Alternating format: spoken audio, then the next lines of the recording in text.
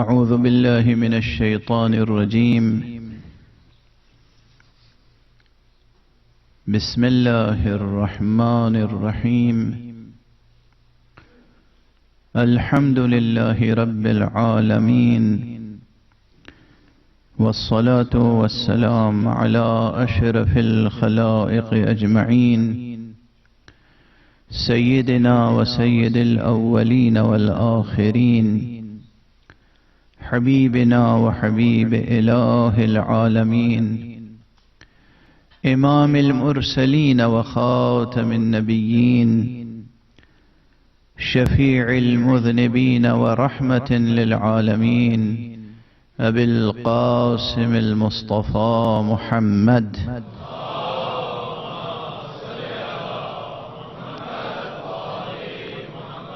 وعلى أهل بيته الطيبين الطاهرين الهداة المهديين المعصومين المظلومين، واللعنة الدائمة على أعداء الحق والدين.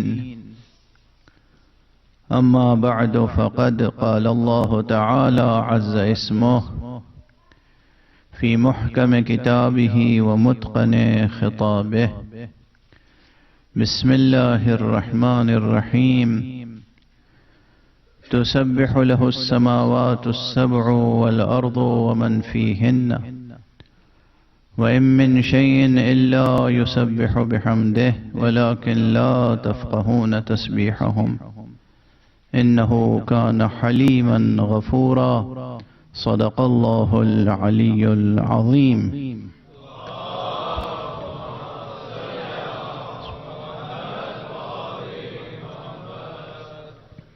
ایک اور بلندر صلوات پڑھ دیں محمد.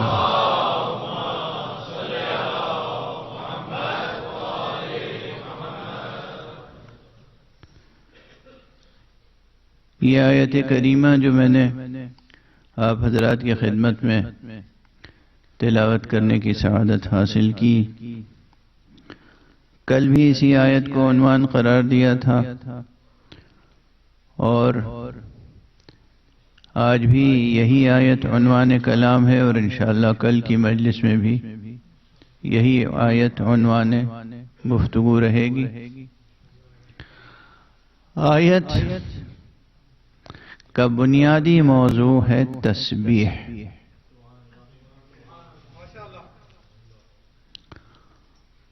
اور اسی مناسبت سے کل اگرچہ آیت کا ترجمہ نہیں کیا میں نے، لیکن پوری گفتگو تسبیح سے متعلق تھی.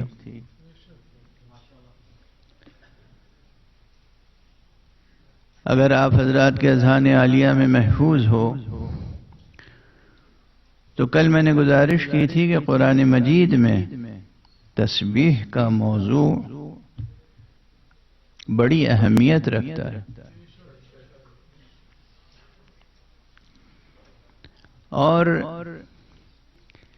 یہ ان موضوعات میں سے ہے جو اہم ترین مقاصد قرآنی میں سے ہیں. جملے یاد رکھیے گا. یعنی قرآن مجید جو نازل ہوا ہے، کس لیے نازل ہوا؟ اگر کوئی شخص یہ جواب دے اس سوال کے جواب میں کہ قرآن مجید حق سبحانہ و تعالی نے کیوں نازل فرمایا، اور صرف یہ جواب دے کہ قرآن مجید اس لیے نازل فرمایا ہے تاکہ انسان اللہ کی تسبیح کرنا سیکھ لے،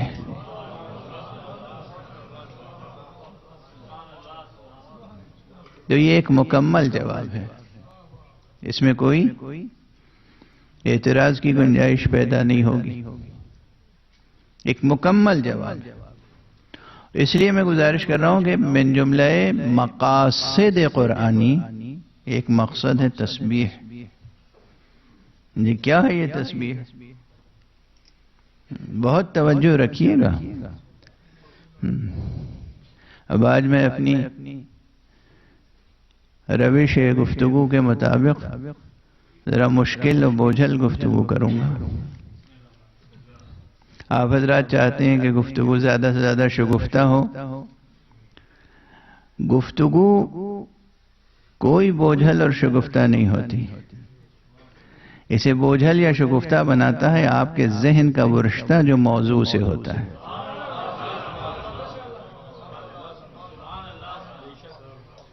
آپ کے ذہنوں کا جو رشتہ موضوع سے ہے وہ موضوع کو آسان بھی بنا دیتا ہے، اور اگر رشتہ نہیں برقرار ہو سکا ذہن کا موضوع سے تو وہ موضوع اور وہ بیان مشکل بھی ہو سکتا ہے.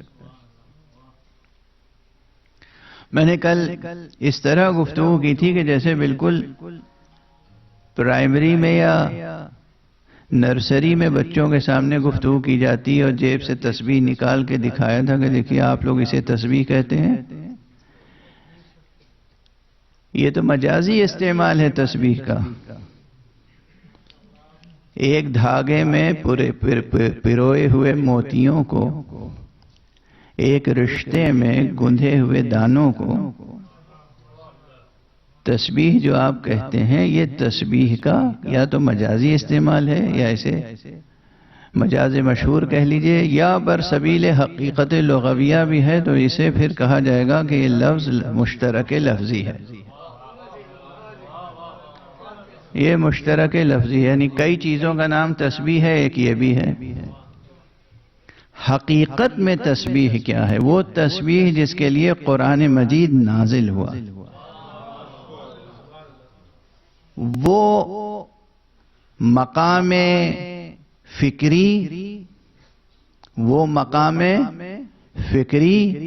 اور وہ طرز عملی جس کا نام تسبیح ہے، وہ کیا ہے؟ یعنی یہاں پر ابھی اتنی ہی گفتگو سے آپ حضرات یہ تو سمجھ گئے ہوں گے کہ نہ تو وہ ایک دھاگے میں پروئے ہوئے دانوں کا نام تسبیح ہے، اور نہ یہ جو لفظ سے صرف لفظ جو زبان سے دہراتے ہیں اس کا نام تسبیح ہے. تسبیح تو اس سے بلندر کوئی حقیقت ہے. وہ کیا حقیقت ہے؟ تو اب بغیر کسی طویل بحث کے، تمہید کے، بغیر کسی طویل تمہید کے میں ذہنوں کو موضوع سے قریب تر لے آؤں. ڈکشنری میننگ آپ دیکھیں گے تو ایک عجیب و غریب حقیقت سامنے آئے گی. اچھا یہاں پر یہ بات بھی عرض کر دوں کہ خدا کی قسم عربی زبان الہی زبان ہے. عربی زبان کائناتی زبان ہے. عربی زبان وجود کی زبان ہے. عربی زبان ہستی کی زبان ہے، اور اسی لیے عربی زبان میں یہ ظرفیت پیدا ہوئی کہ اللہ کا وہ آخری کلام اس میں نازل ہو جو عالم کے لیے معجزے کے طور پر تحدی لے کر آئے اور قیامت تک باقی رہنے والا پیغام بن جائے. اور انبیاء پر بھی کتابیں آئیں اور دوسری زبانوں میں بھی کتابیں آئیں، مگر آپ دیکھ رہے ہیں اپنی آنکھوں سے کہ اولاً تو وہ کتابیں تحریف کا شکار ہو گئیں، اور پھر وہ کتابیں نازل ہی ہوئی تھیں ایک محدود وقت کے لیے. آپ لوگ پارلیمنٹ میں بیٹھ کے کانسٹیٹیوشن میں امینڈمنٹس کرنے کے عادی ہو گئے ہیں.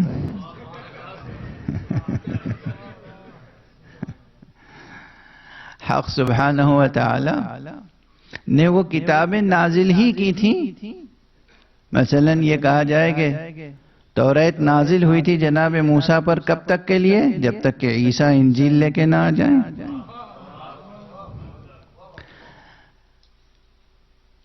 اب اس کی وضاحت میں بہت سے سوالات ہو سکتے ہیں، ان کے جوابات اپنی جگہ ہیں، لیکن اجمالاً حضرت عیسیٰ پہ انجیل نازل ہوئی تھی کب تک کے لیے؟ جب تک کہ مصطفیٰ قرآن لے کر نہ آ جائیں. لیکن اب سرکار رسالت مآب پہ جو قرآن نازل ہوا یہ کسی محدود وقت کے لیے نہیں ہے. قیامت تک کے لیے قرآن جاری و ساری حکم الہی و دستور زندگی ہے۔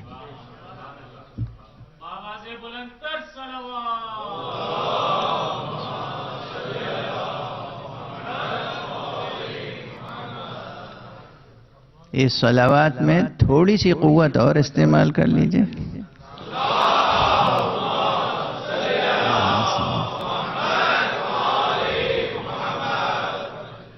اچھا، ایک جملہ اور عرض کر لوں، شاید یہ اس سے پہلے نہیں کہا ہے، پہلی بار اسی منبر پہ کہہ رہا ہوں آپ کے سامنے۔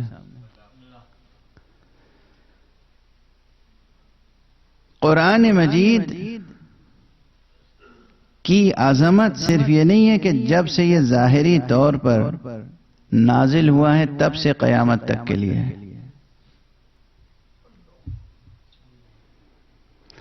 قرآن مجید کی حیثیت جڑی ہوئی ہے نبوت مصطفیٰ سے۔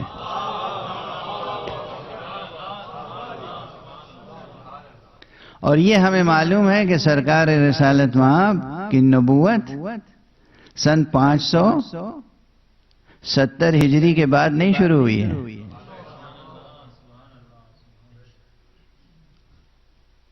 سن 632 ہجری میں نہیں شروع، عیسوی میں نہیں شروع ہوئی ہے۔ عیسوی کی بات میں کر رہا ہوں، غالباً زبان سے ہجری نکل گیا۔ حضور علیہ الصلوۃ والسلام کا یہ ارشاد اپنی جگہ ثابت ہے، اور یہ حقیقت اپنی جگہ ثابت ہے نقلی اور عقلی دلائل سے، کہ مقام نبوت میں اولیت مصطفیٰ کو حاصل ہے۔ یعنی اگر نبوت کے اعتبار سے دیکھیں تو سرکار رسالت مآب کو کہہ سکتے ہیں هو الاول هو الاخر هو الظاہر هو الباطن۔ حضور کا ارشاد ہے کنت نبیا وآدم بین الماء والطین، میں اس وقت بھی نبی تھا جب آدم آب و گل کے درمیان تھے۔ اور یاد رکھیے کہ صرف اگر انسان لفظ نبی کو سمجھ لے تو پھر نبی کے ساتھ جو دوسرے اوصاف آتے ہیں، القاب آتے ہیں، ان کے معنی میں کبھی پریشانی نہ ہو۔ نبی اسے کہتے ہیں جو صاحب خبر ہو۔ صاحب خبر کو ان پڑھ نہیں کہا جا سکتا۔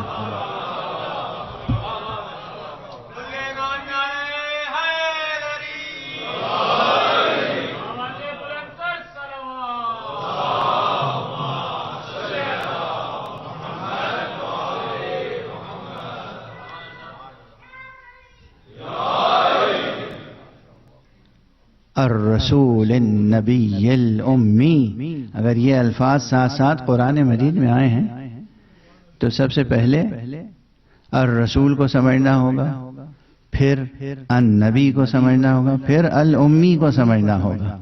اور اگر الرسول اور النبی سمجھ میں آ گیا تو پھر امی کے معنی خود بخود روشن ہو جائیں گے۔ اور یہ سب سمجھنے کے بعد اگر کوئی امی کے معنی کہے کہ ان پڑھ، تو کہا جائے گا تم خود ان پڑھ اور جاہل ہو۔ بہرحال یہ تو درمیان میں بات آ گئی۔ حضور نبی ہیں اس وقت سے۔ اب یہ حدیث بھی عرض کر ہی دوں، یہ ہمارے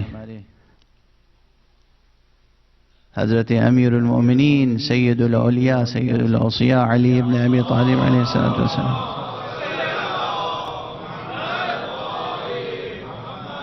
کے فرامین میں ہے کہ آپ نے فرمایا کنت ولیا وآدم بین الماء والطین، میں اس وقت بھی ولی تھا جب آدم آب و گل کے درمیان۔ اور جس طرح وہ نبی تھے جب آدم آب و گل کے درمیان تھے، یہ ولی تھے جب آدم آب و گل کے درمیان تھے۔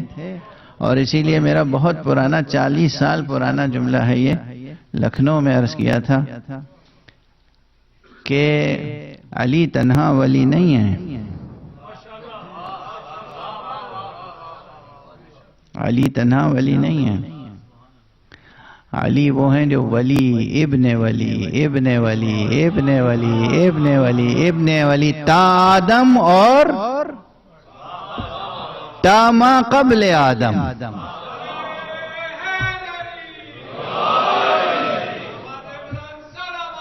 اللہم صل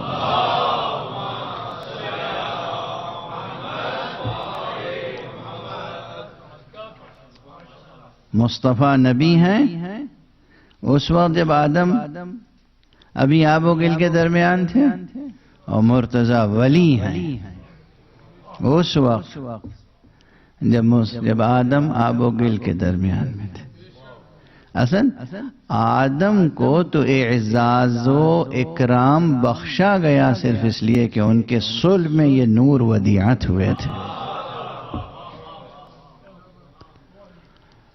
تو بہرحال جب حضرت رسالت مآب نبی تھے تو جب تک نبوت مصطفیٰ کی ہے تب سے تب تک قرآن کی عظمت مسلم ہے۔ قرآن کی عظمت باقی کتابوں پر اسی طرح سے ہے جیسے خود حضور کی عظمت دوسرے انبیاء پر۔ عربی زبان میں نازل ہوا، تو عربی زبان کی کچھ عجیب و غریب خصوصیتیں ہیں، میں شوق دلاتا ہوں اور ہمیشہ شوق دلاتا رہوں گا۔ یہ میری گزارش ہے، اپیل ہے، تاکید ہے، نصیحت ہے، وصیت ہے، جو سمجھ لیں کہ آپ میں سے جہاں بھی جس ملک میں ہوں خود اور اپنے بچوں کو اس ملک کی زبان سکھائیں اور ساتھ میں عربی ضرور سکھائیں۔ یہ 2 لینگویج فارمولہ ہے۔ آپ فرانس میں ہیں، فرینچ سکھائیے اور ساتھ میں عربی۔ جرمنی میں ہیں، جرمن لینگویج سکھائیے ساتھ میں عربی۔ UK میں ہیں، انگلش سکھائیے ساتھ میں عربی۔ جس ملک میں ہو اس ملک کی زبان آپ کو آتی ہو اور ساتھ میں عربی آتی ہو۔ عربی زبان سیکھیں۔ اب مشکل یہ ہے ہمارے یہاں کہ لوگ ناظرہ قرآن پڑھنا سیکھ لیتے ہیں اور کہتے ہیں ہمارے بچے نے عربی سیکھ لی۔ عموماً یہ ہم سنتے ہیں، دیکھیے یہ زبان نہیں سیکھی آپ نے، حرف پہچاننا سکھا دیا بچے کو اور حرف ملا کے پڑھ لینا سکھا دیا، اس کے معنی تو وہ سمجھتا ہی نہیں۔ عربی زبان سیکھیے۔ عربی زبان سیکھنے کے کیا فائدے ہیں؟ اب دیکھیے یہ جو باتیں تعلیمی اور اصلاحی ہوتی ہیں اگر بیچ میں کہتا ہوں میں تو پھر اسے مجلس کے وقت میں نہ حساب کیجیے گا۔ ایک صلوات پڑھ دیجئے محمد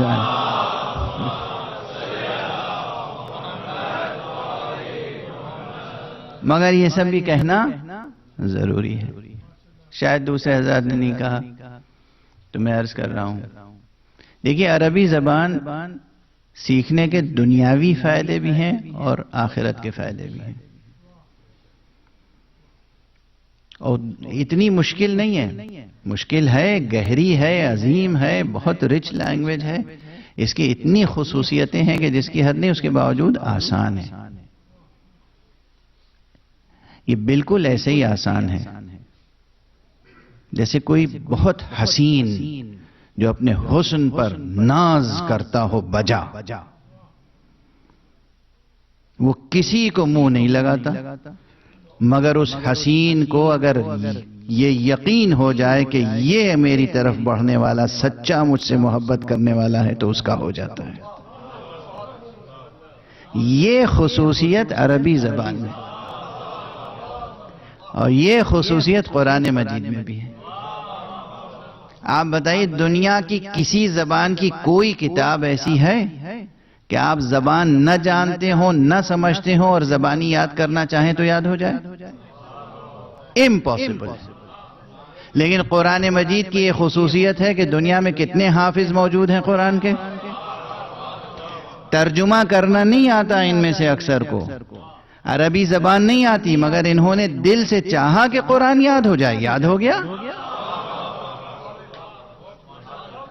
اور یعنی عربی زبان نہیں آتی، ہندوستان کے، پاکستان کے، دیہاتوں کے، قصبوں کے وہ بچے جنہیں اردو صحیح نہیں آتی اپنے اپنے علاقوں کی زبان بولتے ہیں مگر بہترین حافظ ہوتے ہیں، کیونکہ ماں باپ نے دل سے چاہا میرا بچہ حافظ ہو جائے، بچہ آمادہ ہو کے آیا کہ حافظ ہو جائے، حافظ نے پڑھایا اور وہ بالکل پوری کتاب صحیح یاد ہوتی ہے، صحیح تلفظ کے ساتھ، حالانکہ معنی نہیں سمجھتے۔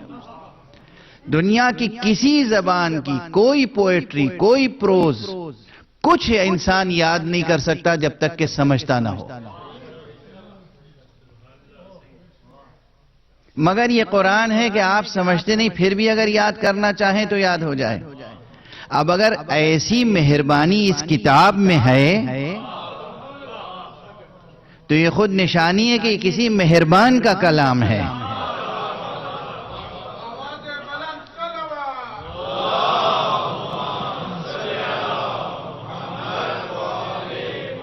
یہ خدائے مہربان کا مہربان کلام ہے.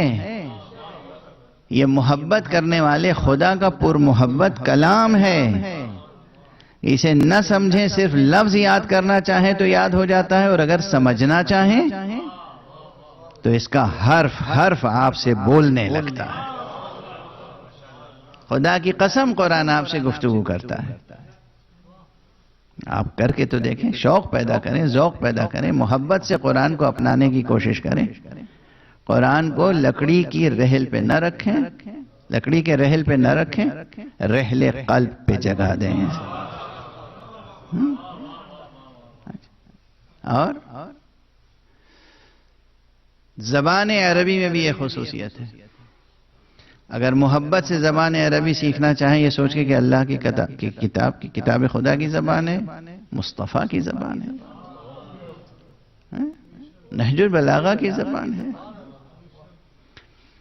ہمارے مولا کی زبان ہے، تو ہمیں اپنے مولا کی زبان سیکھنی چاہیے. ہمیں آج اسی قسم کی مثالیں سامنے آ رہی ہیں. کسی ایک جوان کو کسی دوسرے سے محبت ہو جائے تو کوشش نہیں کرے گا کہ میں اپنے محبوب کی زبان سیکھوں. اور آپ حضرات، دنیا بھر میں شہرہ ہے کہ علی کے عاشق ہیں، علی کے عاشق ہیں، علی کے عاشق ہیں، علی کے عاشق ہیں. نہ علی کی زبان سیکھتے ہیں، نہ علی کا لہجہ سیکھتے ہیں. کیسے عاشق ہیں؟ عربی زبان سیکھیے، مشکل نہیں ہے. محبت اور ایمان کے جذبے سے سیکھیے، اور اس سے فائدہ کیا ہوگا؟ اب مجھے یقین ہے یہ جتنا مجمع میرے سامنے بیٹھا ہے، یہ سب اللہ سے محبت کرنے والے لوگ ہیں، اللہ کے رسول کو چاہنے والے ہیں، اہل بیت کے چاہنے والے ہیں، مولا علی کے عاشق ہیں، مولا حسین کے عزادار ہیں. آپ کے جذبے پر یا نیت پر ہمیں ایک ذرا سا شبہ نہیں. لیکن میں ان کے لیے بھی ایک جملہ کہہ رہا ہوں کہ جن کی توجہ زیادہ تر دنیا کی طرف ہوتی ہے، دنیا طلب ہوتے ہیں، دن رات اٹھتے بیٹھتے بس روزی روٹی دنیا، روزی روٹی دنیا، روزی روٹی دنیا، یہی ان کا ہم و غم ہے. ان کے لیے عرض کر رہا ہوں کہ آپ بھی عربی سیکھیے، بہت فائدہ ہوگا. دنیا کے کم سے کم 30 سے زیادہ ملک ایسے ہیں، تقریباً 40 کے آس پاس ملک ہیں، کنٹریز جن کی نیشنل لینگویج عربک ہے. ایک دو نہیں. تو اگر آپ عربک لینگویج سیکھیں گے تو کم سے کم گورنمنٹ سیکٹر میں بھی، پرائیویٹ سیکٹر میں بھی 40 کنٹریز کے دروازے آپ کے لیے کھل جائیں گے. تو اس اپورچونٹی کو آپ کیوں ہاتھ سے چھوڑ رہے ہیں؟ اور یعنی میں نے اب دیکھیے، یہ سب باتیں مجلس میں حساب نہ کیجیے گا، مجھے بولنے دیجیے. ایک صلوات پڑھیے محمد والا.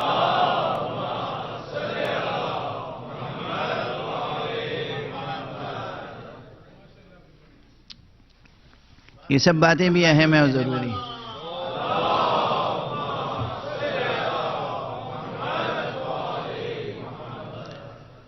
میں خود آپ کے سامنے بیٹھا ہوں ہندوستان میں، بھارت میں. ایک اکیڈمی تھی جس کا نام تھا اکیڈمی آف فارن لینگویجز. اس میں عربی زبان پڑھانے کے لیے مجھے بلایا گیا. میں گیا تو میں نے دیکھا کہ اس اکیڈمی میں کلاس میں 70-72 اسٹوڈنٹس تھے، اور یہ سب انڈین فارن سروس کے آدمی تھے.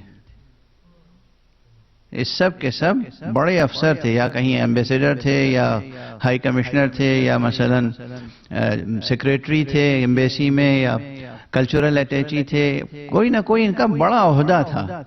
اور یہ سب کیا سیکھنے آئے تھے؟ عربی. اور ان میں ایک بھی مسلمان نہیں تھا.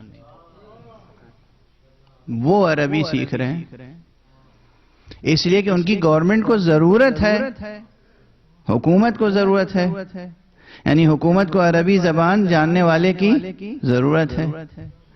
اب اگر آپ کو عربی زبان آتی ہوگی تو آپ سے آپ کی حکومت فائدہ اٹھائے گی یا نہیں اٹھائے گی؟ وہ بھی چھوٹی موٹی نوکریاں نہیں ہیں، اہم. ایک ذاتی تجربہ عرض کر رہا ہوں. اور کیا ساری دنیا میں صرف ہندوستان ہے جو اپنی ایمبیسیاں قائم کیے ہوئے؟ ہر ملک کی دوسرے ملک میں ایمبیسی ہے. آپ کی یہ یو کے گورنمنٹ، انہیں نہیں عربی والوں کی ضرورت ہے. تو اگر عربی زبان آپ سیکھیں گے، اچھی زبان، لکھنا پڑھنا بولنا، تو پہلا فائدہ تو یہ ہوگا کہ دنیا کے کم سے کم 40 ملکوں کے دروازے آپ کے لیے کھل جائیں گے. اور یقین رکھیے کہ اگر دین ایمان کو سامنے رکھ کے سیکھیں گے تو جنت کے 8 دروازے ہیں انشاءاللہ. اللہ 8 کے 8 دروازے وہ بھی آپ کے لیے کھول دے گا.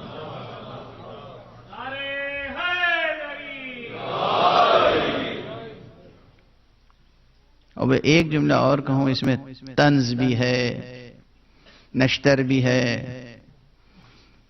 استہزاء بھی ہے، جو سمجھے سب کچھ ہے. دل کا درد بھی ہے، دکھ بھی ہے، دل کا ناسور بھی ہے جو نچوڑ رہا ہوں. اگر آپ نے عربی زبان سیکھ لی تو دنیا پرست، دھوکہ دینے والے مولویوں کے شر سے بھی بچ جائیں گے، اس لیے کہ آپ کو خود عربی زبان آتی ہوگی. وہ آپ کو لڑا نہیں سکیں گے. آپس صلوات پڑھ دیجئے محمد والے.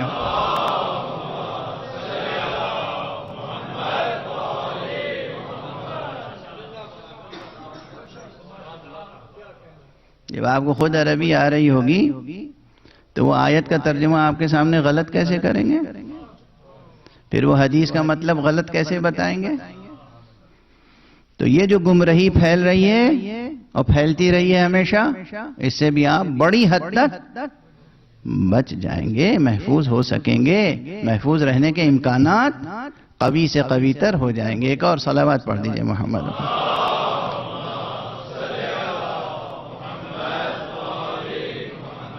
تو انشاءاللہ آج کی مجلس کے بعد ہمارے جوان یہ عہد کر کے اٹھیں گے کہ عربی زبان سیکھیں گے، لینگویج سیکھیں گے. لینگویج، لکھنا پڑھنا بولنا. اب میں کچھ اور خصوصیات کی طرف آتا ہوں. لینگویج کی خصوصیت، عربی زبان میں نے کہا ہستی کی زبان ہے، کائناتی زبان ہے، کونیاتی زبان ہے.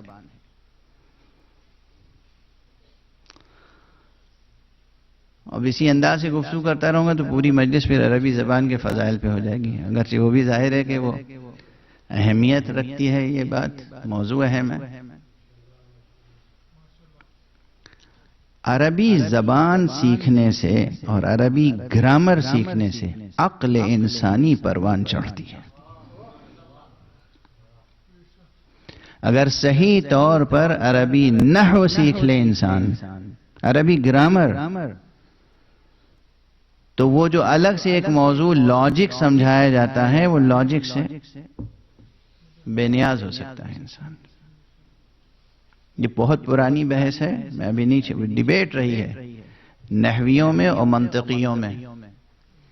جو لاجک میں مہارت رکھتے تھے اور عربک گرامر میں، وہ کہتے تھے منطق کی ضرورت نہیں ہے، یہ کہتے تھے نحو کی ضرورت نہیں ہے. مگر میں آپ سے عرض کر رہا ہوں دونوں کی ضرورت ہے اپنی اپنی جگہ پر.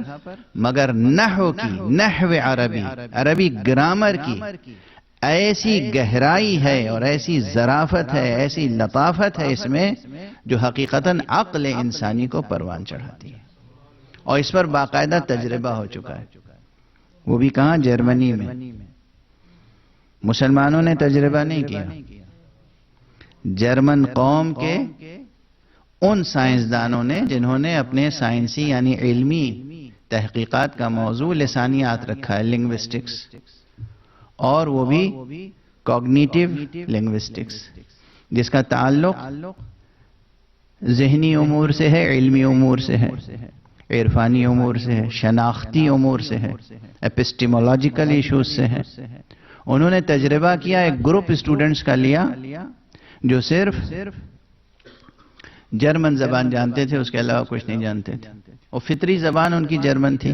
یہ موجود ہے، یہ رپورٹ انٹرنیٹ پہ آپ لوگ ڈھونڈ کے پڑھ سکتے ہیں خود۔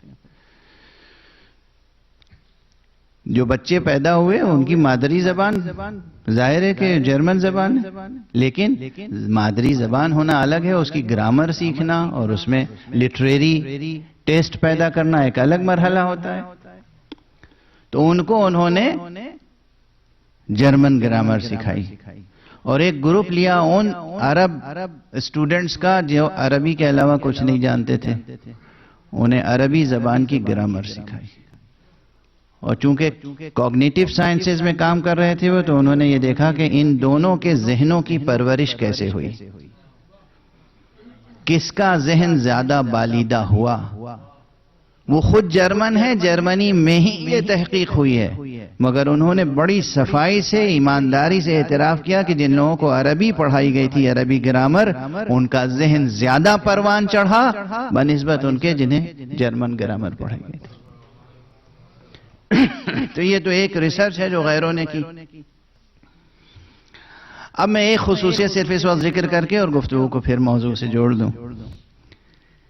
ایک بڑی انتہائی اہم و قیمتی خصوصیت یہ ہے عربی زبان کی کہ اس کا ہر لفظ زمین سے بھی جڑا ہوا ہے، اور اس میں یہ صلاحیت بھی ہے کہ آسمان تک پہنچ جائے۔ بھئی اس کے کیا معنی ہوئے؟ اس کی وضاحت ضروری ہے نا۔ دیکھیے یہ زمین ایک ٹھوس حقیقت ہے، یہ زمین جو ہے آپ کے قدموں کے نیچے، یہ ایک بہت بڑی ٹھوس حقیقت ہے۔ اگرچہ اس میں ایک جملہ اور کہہ دوں، پہلے بھی کہہ چکا ہوں، یہ مکرر کہہ رہا ہوں، اللہ بہت لطیف ہے، اللہ بہت کریم ہے، اللہ بہت عظیم ہے، اللہ رب ہے، رب رحیم، رب کریم، رب حلیم، رب غفور۔ وہ چاہتا ہے کہ ہمیشہ اس کی مخلوق پروان چڑھتی رہے، بطور خاص انسان۔ اس لیے اللہ نے انسان کے پاؤں کے نیچے سخت زمین رکھ دی کہ اس سے زیادہ نیچے نہ گرنا، لیکن انسان کے سر کے اوپر آسمان بہت اونچا رکھا تاکہ جتنا بلند ہو سکے بلند ہوتے چلے۔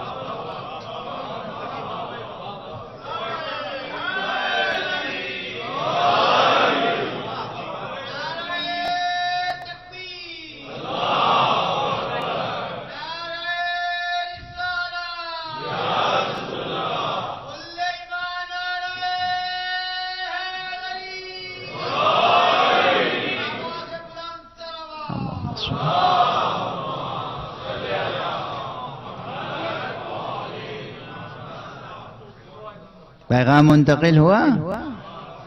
جوانوں، سرفرازی کی کوئی حد نہیں ہے، جتنا بلند ہونا چاہو، جتنا اوپر اٹھنا چاہو، اللہ چاہتا ہے یہ۔ اب وہ جملہ بھی کہہ لوں تاکہ بات مکمل ہو جائے، بچے سامنے بیٹھے ہیں، اگرچہ مکرر میں مجھے اپنا جملہ دہرانا اچھا نہیں لگتا، مگر یہ کہہ کے پھر آگے بڑھوں کہ دیکھیے آپ تمام حیوانوں کی ساخت دیکھیں، بشمول جسے آپ جنگل کا بادشاہ کہتے ہیں شیر، اور بشمول ہاتھی، بشمول جسے آپ صحرا کا سفینہ کہتے ہیں، اونٹ، جتنے حیوان ہیں حتیٰ کہ جو پرواز کرتے ہیں پروں کے بل پہ، سب کے سر نیچے ہیں زمین کی طرف۔ ایک آپ ہیں کہ آپ کا سر اللہ نے ایسا بنایا ہے کہ آپ کو پیدائش کے لحاظ سے، خلقت کے لحاظ سے، ساخت کے لحاظ سے ہی سرفراز بنایا ہے۔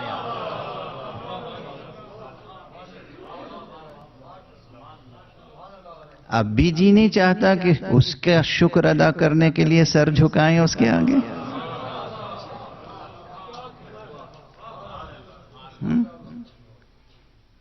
کیا رب ملا ہے ہمیں، کریم رب، عظیم رب، حلیم رب غفور، رب رحیم. تو اب یہ سب بحثیں جو ہیں وہ موضوع سے جڑتی چلی جا رہی ہیں. عربی زبان کی خصوصیت کیا ہے؟ میں نے عرض کیا کہ ہر لفظ اس کا زمین سے بھی جڑا ہوا ہے، مگر اس میں یہ خصوصیت ہے کہ آسمان تک آپ کو لے کے جا سکتا ہے. یعنی اس میں ہر لفظ میں جو روٹ ورڈ ہے، اس میں جو اوریجنل میننگ ہے، لیکزیکل میننگ، ڈکشنری میننگ، لغوی حقیقت، وہ ٹھوس زندگی سے جڑی ہوئی ہے. آپ یوں کسی سے پوچھئے کہ عقل کی تعریف کیا ہے، الجھ کے رہ جائے گا. یہ تو ماننے کو کوئی نہیں تیار ہوتا کہ میرے پاس عقل نہیں ہے، مگر یہ بتانے کی قدرت بھی نہیں رکھتا کوئی کہ عقل کیا چیز ہے. ڈیفیکلٹ کوشچن ہے. عقل کی تعریف، بڑے بڑے فلسفی فلاسفرز حیران و سرگردہ رہتے ہیں عقل کی تعریف کیا ہے. اب عربی زبان عرب سے پوچھئے، وہ اتنی آسانی سے سمجھا دیتا ہے جس کی حد نہیں. کہتا ہے دیکھو ایسا ہے، یہ عقل افس عین قاف لام، یہ عقل لفظ جو ہے یہ اصل میں کیا تھا؟ اونٹ کو ہم جس کھوٹے پہ باندھتے ہیں جس رسی سے، اس کو کہتے ہیں عقل. یعنی ایک ٹھوس حقیقت ہے کہ یہ رسی جو ہے یہ اس اونٹ کو بہکنے ہی نہیں دیتی، بھٹکنے ہی نہیں دیتی، کھوتا نہیں ہے صحرا میں.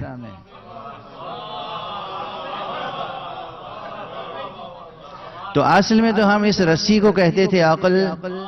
پھر ہم نے دیکھا اللہ نے ایک چیز ایسی ہمیں دی ہے کہ اگر ہم اس سے کام لیں تو ہم بھی گمراہ نہیں ہوں گے. تو بس وہ چیز جو گمراہی سے بچا لے ہم اسے عقل کہتے ہیں.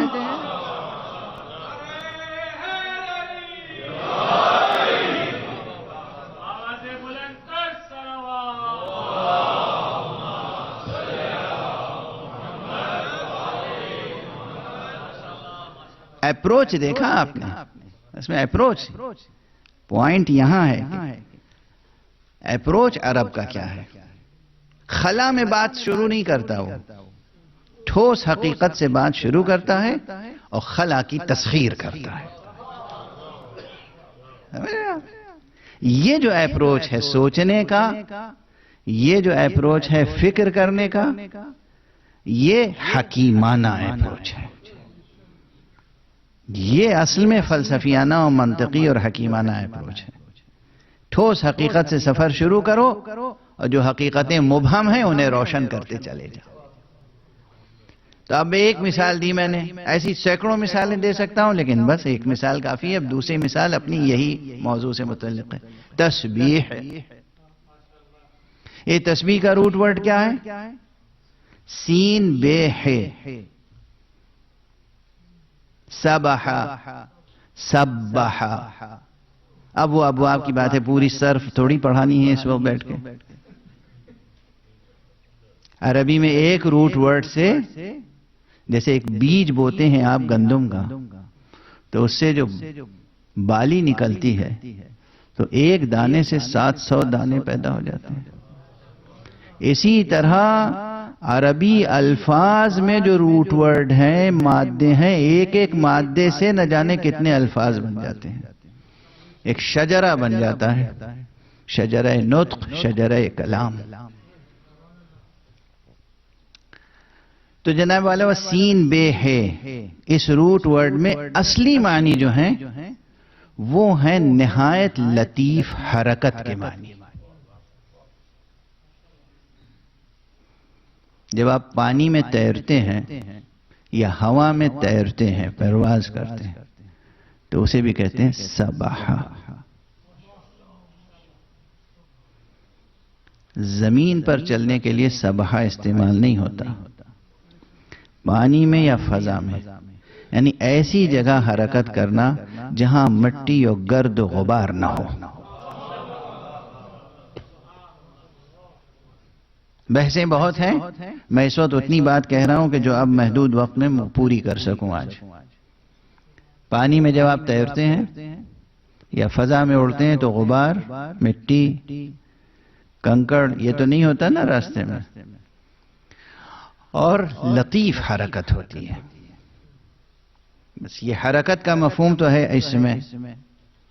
اب یہ لفظ یہاں سے اٹھا، بے غبار حرکت کا معنی ذہن کو لے کے وہاں تک پہنچے کہ جہاں کسی ذات سے عیوب و نقائص کو پاک کیا جائے. سفر دیکھیے گا لفظ کا معنی کا. چنانچہ اب آپ تفسیروں میں اور دینیات کی کتابوں میں دیکھیں گے کہ سبحہ اور تسبیح کے معنی کیا ہیں، تو بتایا جائے گا تسبیح یعنی تنزیح. تنزیح یعنی اللہ سبحانہ و تعالیٰ کی ذات کو ہر عیب سے، ہر برائی سے، ہر خرابی سے، ہر نقص سے پاک جاننا، سمجھنا اور بیان کرنا. تو تسبیح کے ایک معنی کیا آپ کے پاس آئے؟ تسبیح یعنی وہ دانے نہیں، تسبیح یعنی لفظ دہرانا نہیں، تسبیح کے معنی ذات حق کی پاکی بیان کرنا. تسبیح کرو یعنی اللہ کی بڑائی بیان کرو. یہ بیان کرو کہ تمہارے خدا میں کوئی نقص، کوئی برائی، کوئی خرابی، کوئی عیب نہیں ہے. نعوذ باللہ من ذالک. یہ الفاظ بھی یہاں پر زیب نہیں دیتے، یہ تو سمجھنے سمجھانے کے لیے کہ صاحب عیب کا لفظ کوئی ذات حق کے لیے مناسب ہے.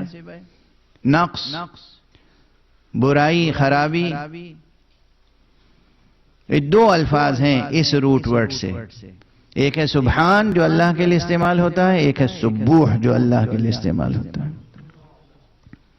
اور ایک لفظ اور ہے اللہ کی پاکی بیان کرنے کے لیے، اور وہ ہے قدوس. سبوح قدوس رب الملائکۃ والروح. سبوح قدوس رب الملائکۃ والروح. یہ ذکر اللہ پاک کو بہت پسند ہے. جو لوگ نماز شب پڑھتے ہیں، نماز شب ختم کرنے کے بعد اور نماز فجر پڑھنے سے پہلے سجدے میں سر رکھ کے اور 5 مرتبہ کہیے سبوح قدوس رب الملائکۃ والروح، پھر اٹھیے، پھر ایک بار آیت الکرسی پڑھیے، پھر سجدے میں سر رکھیے، پھر کہیے 5 مرتبہ سبوح قدوس رب الملائکۃ والروح. اگر آپ اس ذکر مبارک کے پابند ہو جائیں تو پھر دیکھیے خود آپ کے نفس میں کیسی پاکیزگی اور بلندی پیدا ہوگی. یہ سب وہ ذکر ہیں جو روح انسانی کو نورانیت بخشتے ہیں.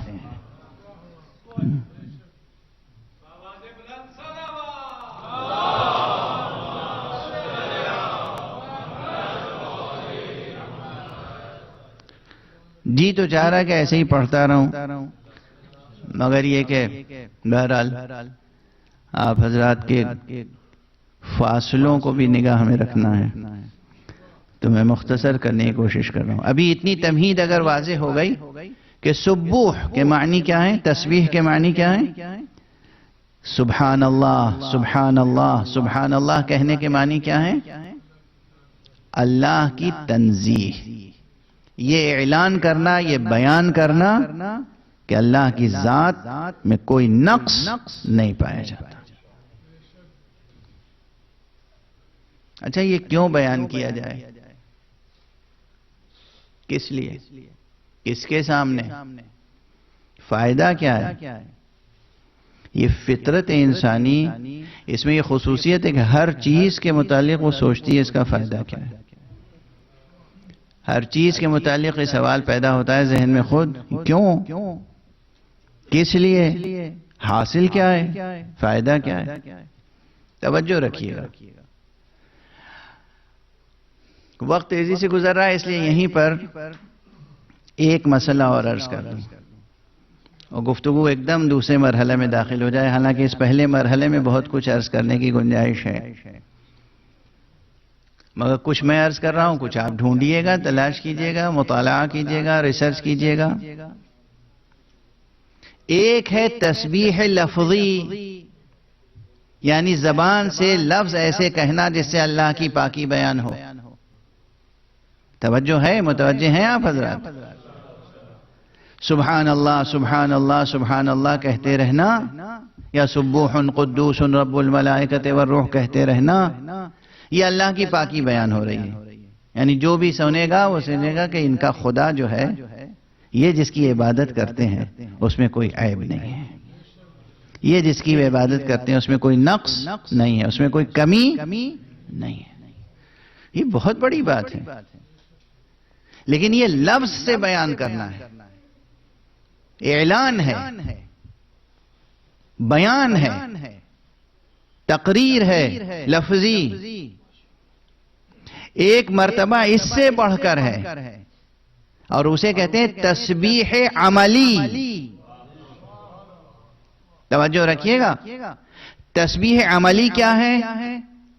اب ظاہر ہے کہ لوگ جو عرفاء ہیں، بزرگ فلاسفہ ہیں، وہ جو عبارتیں لکھتے ہیں وہ بڑی مشکل اور ادق ہوتی ہیں، اور اب ہم عادی ہو گئے ہیں کہ مشکل اور ادق بحثوں کو ذرا آسان زبان میں آپ کے سامنے عرض کر سکیں.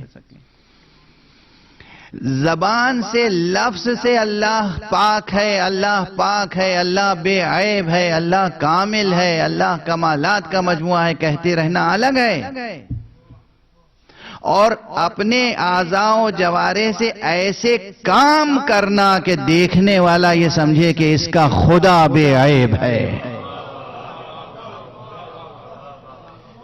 یہ جس کی عبادت کرتا ہے وہ معبود برائیوں کو پسند نہیں کرتا، وہ معبود کمزوریوں کو پسند نہیں کرتا، وہ معبود نقائص کو پسند نہیں کرتا. یہ ہے تسبیح عملی. بہت بڑی بحث تھی، اسے میں نے چھوڑ دی اصطلاحیں اور پیچیدہ الجھی ہوئی عبارتیں. اب میں چھوٹی چھوٹی ایک مثالیں دوں اور معال مجلس کی طرف. یہ جو دین زور دیتا ہے، دیکھو محرمات انجام نہ دو. کسی شخص نے اشہدو ان لا الہ الا اللہ کہا ہی نہیں، وہاں اشہدو ان محمد رسول اللہ نہیں کہا، اسلام قبول نہیں کیا. ویسے تو وہ مکلف ہے فطری طور پر، قدرتی طور پر فی الاصالہ، لیکن اس سے کوئی نہیں کہتا کہ تم گناہ نہ کرو، حرام انجام نہ دو، واجب بجا لاؤ، مستحب بجا لاؤ، مکروہ انجام نہ دو. لیکن ایک بار پڑھ لیا اشہدو ان لا الہ الا اللہ، اب آ گئی پابندیاں. کیوں پابندیاں آئیں؟ پہلے اللہ کا کلمہ نہیں پڑھا تھا، آزاد تھے جو چاہے کریں. اب اس اللہ کا کلمہ پڑھا ہے جو بے عیب ہے، تو وہ چاہتا ہے کہ تم اپنے عمل سے بتاؤ کہ وہ بے عیب ہے.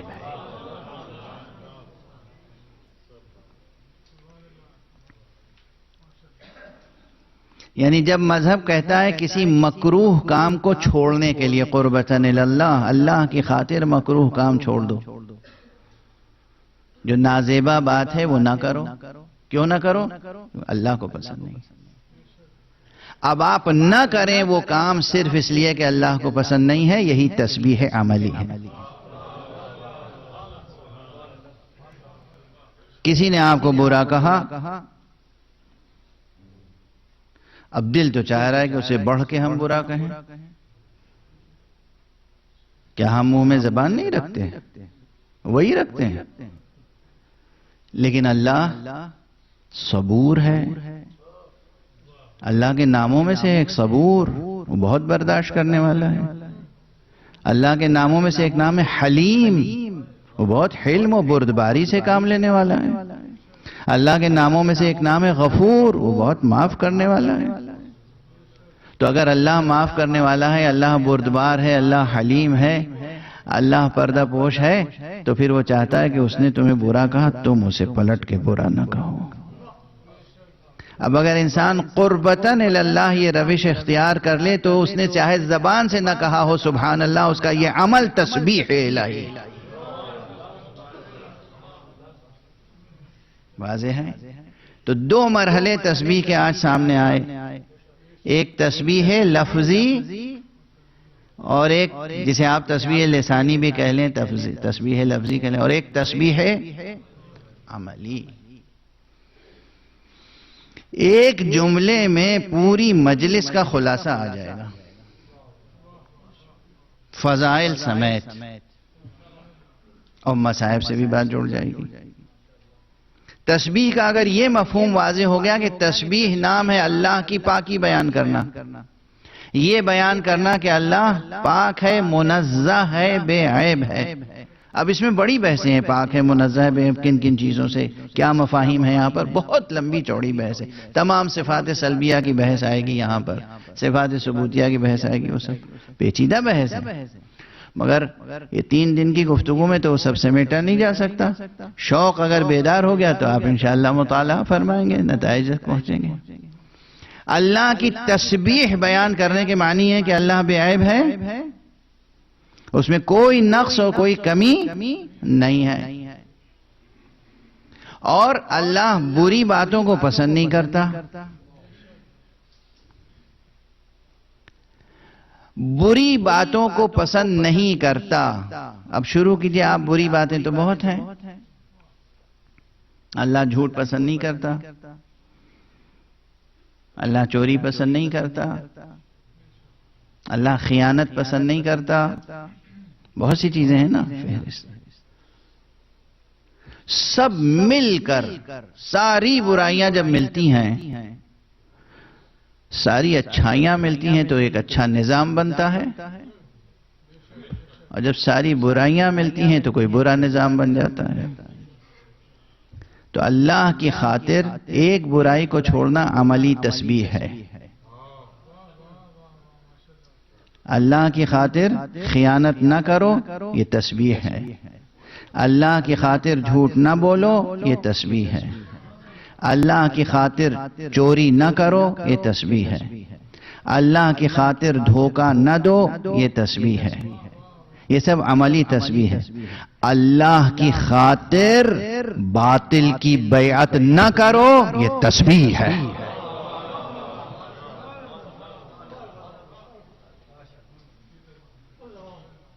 اللہ کی خاطر باطل کی بیعت نہ کرنا تسبیح عملی ہے۔ کس کی خاطر ٹھوکر ماری باطل نظام کو؟ خدا کی خاطر۔ یہ ایک عمل تسبیح ہے، گویا انکار بیعت باطل تسبیح الہی ہے۔ میری مجلس مکمل ہو گئی آج۔ تاریخ اسلام میں اور تاریخ ایمان میں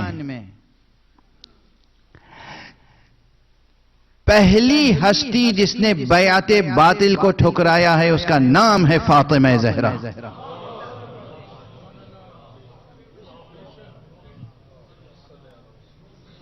بلند صلوات پڑھیں محمد۔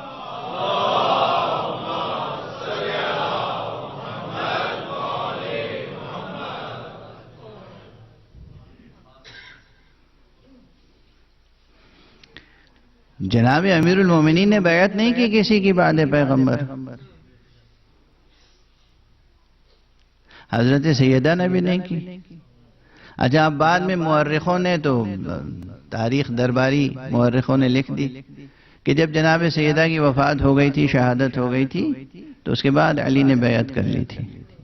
یہ بہت عجیب و غریب مسئلہ ہے، اسے آج نہیں چھیڑوں گا، لیکن یہ ہمت کسی کی نہیں ہوئی، یہ جھوٹ کوئی نہیں گڑھ سکا تاریخ میں کہ سیدہ نے کسی کی بیعت کر لی تھی۔ بعد مصطفیٰ سیدہ نے بیعت کسی کی نہیں کی، اور سیدہ کا بیعت نہ کرنا۔ ایک طرف رسول کی حدیث، کیا حدیث ہے؟ مسلم حدیث ہے، کوئی اس کا انکار نہیں کر سکتا، کہ حضور نے فرمایا کہ جو امام وقت کی بیعت نہ کرے، من مات وَلَمْ يَعْرِفْ امام زمانہ مات میتۃ جاہلیہ۔ ایک تعبیر یہ ہے، اور دوسری عبارتیں بھی ہیں، کہ جو مر جائے اور اپنے زمانے کے امام کو نہ پہچانتا ہو، معرفت نہ رکھتا ہو، وہ جاہلیت کی موت مرتا ہے، جہالت کی نہیں، جاہلیت کی۔ جہالت کی موت کے معنی الگ ہیں، جاہلیت کی موت مرتا ہے، مات میتۃ جاہلیہ، میں گویا صاف صاف کہہ دوں کہ وہ شرک پر مرا، کفر پر مرا، بت پرستی پہ مرا۔ جس نے امام کو نہیں پہچانا اس نے توحید کو نہیں جانا۔ اس لیے کہ امام کون ہوتا ہے؟ توحید حق صمدی کا ترجمان۔ تو حضور کی یہ حدیث ہے جس پر بڑے بڑے فقہائے صحابہ نے عمل کیا ہے۔ تو جو بیعت کیے بغیر اور امام وقت کو پہچانے بغیر دنیا سے گزر جائے، اس کی حیثیت کیا ہے؟ یہ ایک طرف مسلم اور دوسری طرف یہ مسلم کہ بعد پیغمبر سیدہ فاطمہ نے کسی کی بیعت نہیں کی۔ یہ نہیں کہ کسی کی بیعت نہیں کی، رسول اللہ نے غدیر میں جس کی بیعت کرا دی تھی اس کی بیعت پہ باقی رہیں۔ تو یہ نہیں کہ کسی کی بیعت نہیں کی، بلکہ سیدہ وہ تھی جنہوں نے رسول کی کرائی ہوئی بیعت توڑی نہیں اور اسی پر قائم رہیں، اور اس کے مقابلے پہ جس نے بھی بیعت طلب کی اس کی سیدہ نے بیعت نہیں کی۔ سیدہ کا بیعت نہ کرنا ایک عملی تسبیح الہی ہے، اور یہ تسبیح الہی حسین نے اپنی ماں سے سیکھا۔ نہ ماں نے بیعت باطل کی، نہ بیٹے نے بیعت باطل کی۔ بس آج کی گفتگو یہاں تک پہنچا دی۔ ہاں یہ اور بات ہے کہ بیعت نہ کرنے کے نتیجے میں جو ظلم و ستم ہوئے وہ کم نہیں تھے۔ اللہ اکبر، الامان والحفیظ، کیا کیا ستم ہوا ہے۔ آقا حسین سے پہلے سیدہ پہ بھی کیا کیا ستم ہوا ہے۔ آخر یہ کوئی معمولی بات تو نہیں تھی نا کہ سیدہ نے رسول کی وفات کے چند ہی روز بعد تو یہ شعر کہا ہے نا، صبت علی مصائب لو انہ صبت علی الایام صرن لیالیا، میرے اوپر ایسی مصیبتیں پڑیں کہ اگر روز روشن پہ پڑ جاتی تو وہ شب تاریک سے بدل جاتی۔ کیا قیامت کا شعر ہے، کیا المناکی ہے، کیا قیامت کا شعر ہے۔ ابھی میں کچھ دیر قبل کسی جگہ یہی تذکرہ کر رہا تھا، اس وقت زبان پہ وہی تذکرہ آ رہا ہے۔ آپ سب واقف ہیں، تو صرف تذکرہ ہوتا ہے، یاد دہانی، تاکہ دل میں یہ غم زندہ رہے، تاکہ ہماری آنکھیں جو ہیں وہ غم آل رسول میں نم رہیں۔ آپ بتائیے کیا گزری ہوگی سیدہ کے دل پر جب مسجد میں داخل ہوئی ہوں گی اور استقبال کرنے کے لیے وہ شفیق بابا نظر نہیں آئے ہوں، کہ جو عموماً جب بی بی مسجد میں آتی تھیں تو وہ بابا اپنی جگہ سے اٹھ جاتے تھے، کھڑے ہو کے چند قدم آگے بڑھ کے بی بی کا استقبال کرتے تھے، بی بی کے ہاتھ کو بوسہ دیتے تھے۔ باپ، وہ بھی کون باپ؟ سید المرسلین خاتم النبیین، اپنی بیٹی کے ہاتھوں کو بوسہ دیتے تھے، قریب لا کے اپنی مسند پہ بٹھاتے تھے۔ آج وہ بی بی آ رہی ہے مسجد میں، ایک تو بابا نظر نہیں آتے اور دوسرے کچھ ایسے لوگ بیٹھے ہیں جو بی بی کے احترام سے آشنا نہیں ہیں۔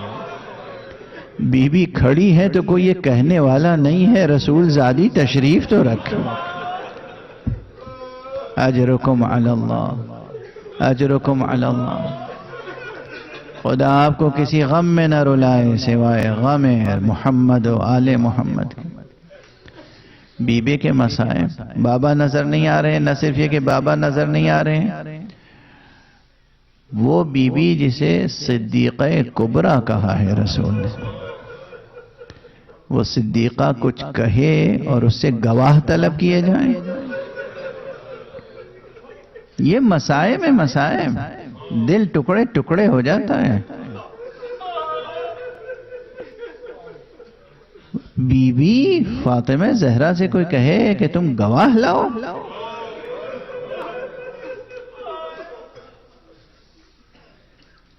کیسی گستاخی ہے، کیسی جسارت ہے،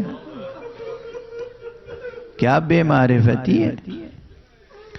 اور بس اب وہ جملے تو آپ حضرات کے کانوں میں گونجتے رہتے ہیں، لیکن جب بھی ادا ہوتے ہیں ذاکر کی زبان سے تو کیا دل و جگر کو چاک کر کے رکھ دیتے ہیں۔ یہ بی بی گھر میں موجود ہے اور کوئی آتا ہے اور کہتا ہے کہ اگر تم نے ہمارے فیصلے کو قبول نہیں کیا تو ہم اس گھر میں آگ لگا دیں۔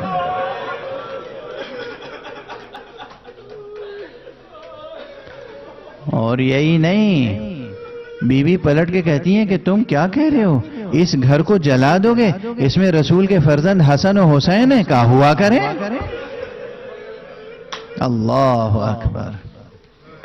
اور بس اب آخری فقرہ کہوں اور آپ پرسہ دیں۔ کس کو پرسہ دینا ہے؟ آج رسول اللہ کو پرسہ دینا ہے، آج مولا امیر المومنین کو پرسہ دینا ہے۔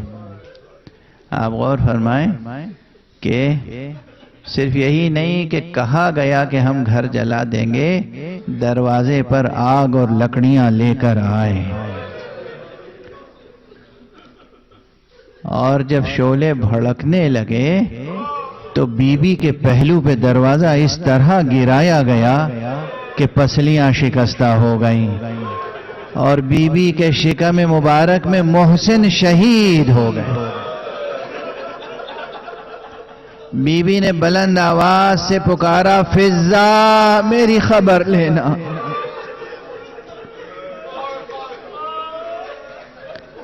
بی بی ہیں اور زمین پر تڑپ رہی ہیں، در و دیوار کے درمیان پیس دی گئی، رسول کی امانت کی بے حرمتی ہوئی، اور علی ابن ابی طالب مظلومیت کے ساتھ دیکھتے رہے یہ مصائب۔ کیا قیامت کی کھڑی تھی۔ یہ بی بی پہ گزری قیامتیں کیوں؟ تسبیح الہی کے نتیجے میں۔ اللہ اکبر، تسبیح عملی، تسبیح عملی۔ اور بس اب آپ کی آوازیں بلند ہیں تو چند فقرے اور عرض کر دوں۔ ماں نے جو قیمت چکائی ہے تسبیح الہی کی،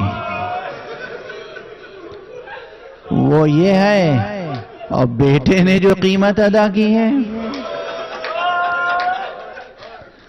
ارے بی بی فاطمہ زہرا در و دیوار کے درمیان پیسی گئیں، اور بیٹا حسین وہ ریگے گھر میں کربلا پر گھوڑوں کی ٹاپوں سے اس طرح پامال تھا۔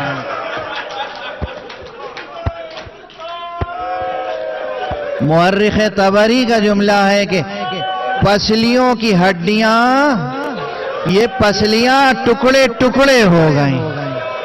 ماں کی پسلیاں بھی شکستہ ہیں، بیٹے کی پسلیاں بھی شکستہ۔ واہ فاطمہ، واہ حسینہ۔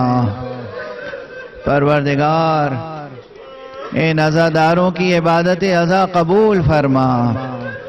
پروردگار ہم سب کو عزائے فاطمہ میں سوگواری کا اجر عطا فرما۔ پروردگار ملت اسلامیہ کو تسبیح کے دانوں کی طرح ایک رشتہ محبت میں پرو دے۔ پروردگار تمام ملت اسلامیہ کو معرفت فاطمہ زہرا پہ متحد و مجتمع فرما دے۔ پروردگار سچائیوں کو قبول کرنے کی توفیق عطا فرما۔ پروردگار معبود ہمارے معاشرے کو دین اور دنیا اور آخرت کی عافیت عطا فرما۔ پروردگار ہمارے جوانوں کو، بزرگوں کو، افراد قوم کو علم کا قدر شناس بنا، علماء کا قدردان بنا۔ پروردگار علم کی روشنی میں راستہ چلنے کی توفیق عطا فرما، علم کی روشنی میں زندگی بسر کرنے کی توفیق عطا فرما۔ پروردگار اپنے احکام کا پابند بنا دے۔ معبود پروردگار مرجعیات رشیدہ کی حفاظت فرما۔ پروردگار علماء اعلام کا سایہ برقرار رکھ۔ پروردگار مقام معظم رہبری کی حفاظت فرما۔ پروردگار روئے زمین میں جہاں بھی ظلم ہو رہا ہے ظالموں کے دست نحس کو قطع فرما۔ پروردگار مظلوموں کی مدد فرما، مظلوموں کی نصرت فرما، مظلوموں کی حمایت فرما۔ پروردگار اپنے ولی آخر کو اذن ظہور عطا فرما اور ان کے ہاتھوں سے اپنی رحمت و رافت و عدالت کا پرچم لہرا دے۔